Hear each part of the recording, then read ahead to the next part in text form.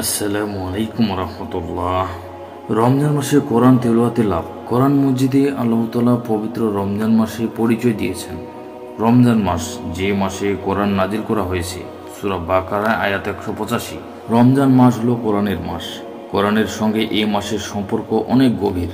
রমজানের প্রতি রাতে হযরত জিবরিল আলাইহিস সালাম রাসূলের সঙ্গে সাক্ষাৎ করতেন এবং তারা একে অপরকে কোরআন শোনাতেন। সহিহ বুখারী আয়াত 6।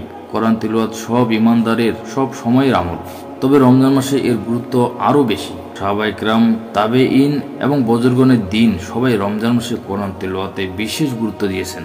তাদের অনেকেই রমজানের অধিকাংশ সময় কোরআন তিলাওয়াতে কাটাতেন। দিনে স্বাভাবিকভাবে তেলাওয়াত করতেন, রাতে তারাবি ও নফল নামাজে তেলাওয়াত করতেন। তাদের অনেকে দৈনিক এক খতম কোরআন তেলাওয়াত করতেন। কেউ 20 রাকাতে, কেউ 2 রাকাতে পূর্ণ কোরআন খতম করতেন। এভাবে কোরআন তিলাওয়াতের মাধ্যমে কাটত তাদের রমজানের দিনরাত। এক্ষেত্রে নারীরাও পুরুষদের চেয়ে পিছিয়ে ছিলেন না। নারীদের অনেকে ছিলেন যারা দৈনিক এক খতম কোরআন তিলাওয়াত করতেন। কোরআন তিলাওয়াতের ব্যাপারে তাদের মধ্যে ছিল প্রতিযোগিতা। আল্লাহ তাআলা তাদের সময় ও সক্ষমতার বরকতময় দান করেছিলেন। কোরআনের মাসে আমাদের পরিবারগুলো যেন জীবন্ত থাকে কোরআনে করিমের তেলাওয়াতে। আমাদের দিন রাত যেন কাটে তেলাওয়াতের নিমগ্নতাই, যেন গড়ে ওঠে তেলাওয়াতের মাঝে প্রতিযোগিতার পরিবেশ।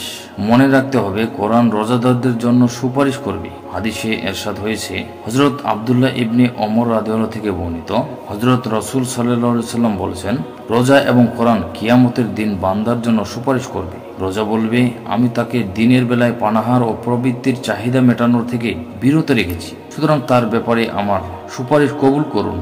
কোরআন বলবে, আমি তাকে রাতে ঘুম থেকে বিরত রেখেছি, সুতরাং আমার সুপারিশ কবুল করুন। তখন দুজনের সুপারিশ গ্রহণ করা হবে। মুসনাদে আহমেদ 6626। তাই আমাদের উচিত হলো বেশি বেশি কোরআন তেলাওয়াত করা। সূরা বাকারার 185 নম্বর আয়াতে এসেছে, রমজান মাসে কোরআন মসজিদে অবতীর্ণ হয়েছে। তাই এই মাসের কোরআন তেলাওয়াতের প্রতি বেশি মনোযোগী হওয়া কর্তব্য। হাদিসে এসেছে, হযরত জিবরিল আলাইহিস সালাম রমজানের প্রতি রাতে হযরত রাসূল সাল্লাল্লাহু আলাইহি সাল্লামের কাছে আসতেন এবং হযরত রাসূল সাল্লাল্লাহু আলাইহি সাল্লাম তাকে কোরআন তেলাওয়াত করে শোনাতেন। সহিহ বুখারী 1902।